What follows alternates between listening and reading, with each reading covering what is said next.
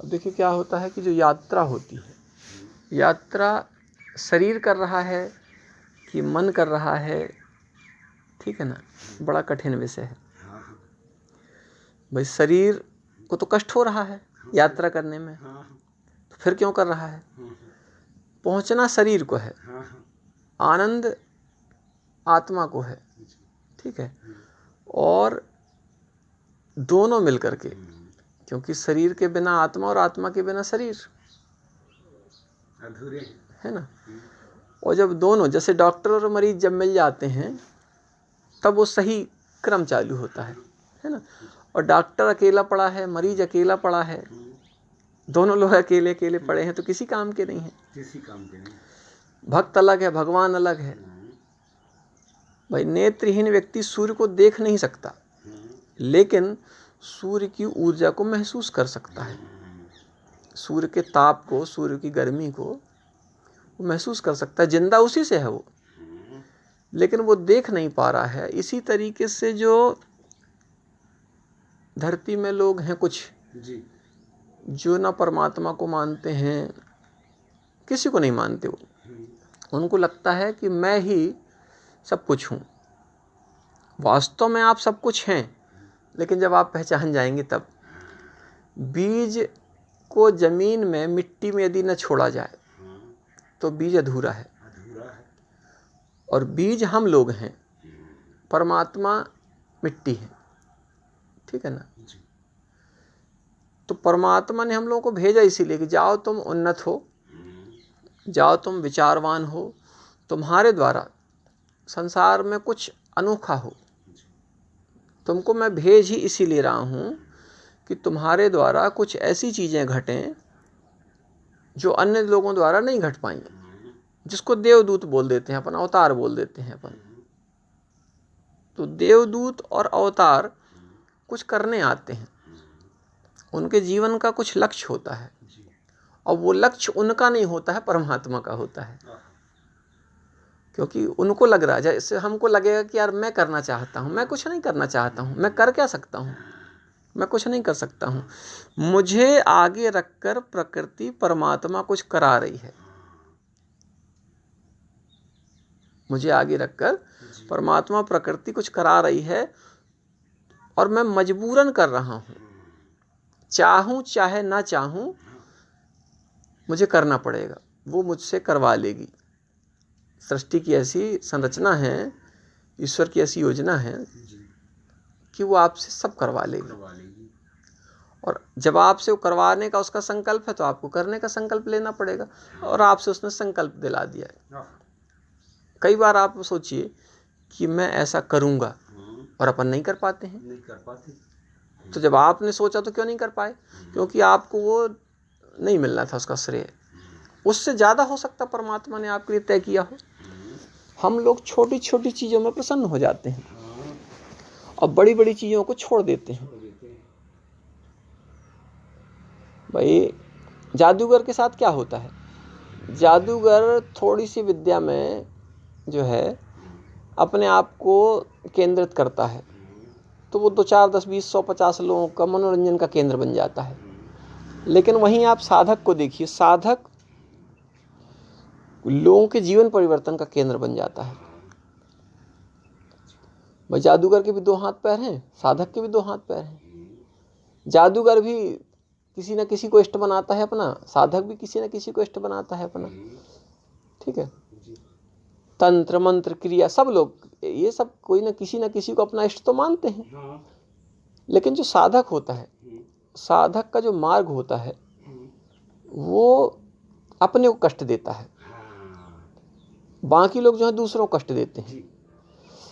साधना करने वाला व्यक्ति स्वयं को कष्ट दे करके परमात्मा को प्राप्त करता है, बाकी लोग जो है दूसरों को कष्ट दे करके उनके कष्ट से आनंद निकालते हैं। तो जो दूसरों के कष्ट से आनंद को निकालेगा अपने लिए, भाई डॉक्टर का काम क्या है? डॉक्टर मरीज से पैसा लेता है, तब उसका दर्द दूर करता है। फ्री में डॉक्टर इलाज नहीं करते हैं, और जो करते हैं वो बड़े सौभाग्यशाली हैं, वो सेवा भावी हैं। ऐसे भी हैं।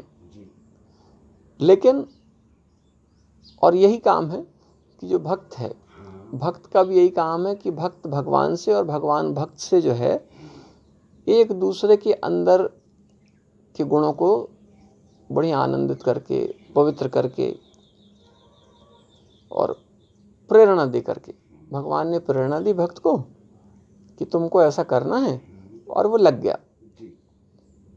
हर व्यक्ति चाहता मेरे को कुछ ना करना पड़े, सब हो जाए। बड़े बड़े धनवान लोग इतना धन कमा लिए, क्या संतुष्ट हो पाए? नहीं हो पाए। आज हजारों एकड़ जमीन है, लाखों एकड़ जमीन है, ठीक है ना, 2-2 4-4 पत्नियां रखे हैं, ठीक है, धनवान महिलाएं हैं, 2-2 4-4 अपने साथ में आदमी रखे हैं, ठीक है, साथी संगी इतने हैं, लेकिन वो उस आनंद को प्राप्त नहीं कर सके। उनने इंद्रियों में आनंद खोज लिया। देखिए, मनुष्य धन कमाते समय उसकी लिप्सा इतनी बढ़ जाती है कि वो कितना धन कमाना उसको पता नहीं है। किसी से आप पूछिए, अच्छा तुम्हारा टारगेट कितना है, तो बोले अभी तो शुरू किया हूँ, देखता हूँ, ठीक है। वो जहाँ भी बैठा है वो जो है यही कहेगा अभी तो चल रहा है, पूरा नहीं हो पा रहा। पूरा क्यों नहीं हो पा रहा? क्योंकि उसने ऐसी चीज़ को टारगेट किया है, ऐसी चीज़ पर वो अपना वो लगा दिया उसने कि वो पूरी होने वाली नहीं है। भाई आपने भोजन किया, भोजन करते समय एक लिमिट है शरीर की, यहाँ तक आ गया तो आपको रुकना पड़ेगा। आप नहीं चाह रहे कि रुकूं, लेकिन ब्रेक लग गया। लेकिन धन में, सोना चांदी में, संपत्ति में गवर्नमेंट टैक्स ले रही है, फिर भी आप बनाए जा रहे हैं। 30% 40% तक आपको टैक्स लग रहा है। अब 30% 40% मतलब आपकी आधी तो सरकार में जा रही है, लेकिन आप और लोभ के चक्कर में बनाए जा रहे हैं। जिनके पास कुछ नहीं है उनको लोग हीन दृष्टि से देखते हैं। ठीक है, व्यक्ति के पास होना चाहिए, ये भी अच्छी बात है, लेकिन कितना होना चाहिए? इसीलिए बोल दिया गया कि मैं भी भूखा ना रहूं, साधु ना भूखा जाए। और कब बोल दिया गया थे? आज नहीं। और सब पढ़ते हैं इसको, सब सुनते हैं, सब याद करते हैं, सबको याद है, ठीक है। तो उससे हो नहीं रहा कुछ। रटने से काम हो जाए तो मिठाई को देख के पेट भर जाए। रसगुल्ले को शोकेस में लगा के रख दो, 4 ठो 6 ठो 10 ठो, और रोज सुबह उठो और बढ़िया सबके दर्शन करो, बोले वाह। लेकिन नहीं।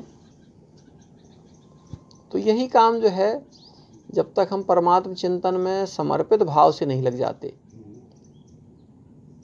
या ये कहें कि जब तक परमात्मा हमको समर्पित भाव से अपने आश्रय में ले नहीं लेते, तब तक हम प्रार्थना करते रहें, परमात्मा के चरणों के सेवक, प्रभु अपना दास बनाकर हमको रखिए, अपना सेवक बनाकर रखिए, और मुझे कुछ नहीं चाहिए।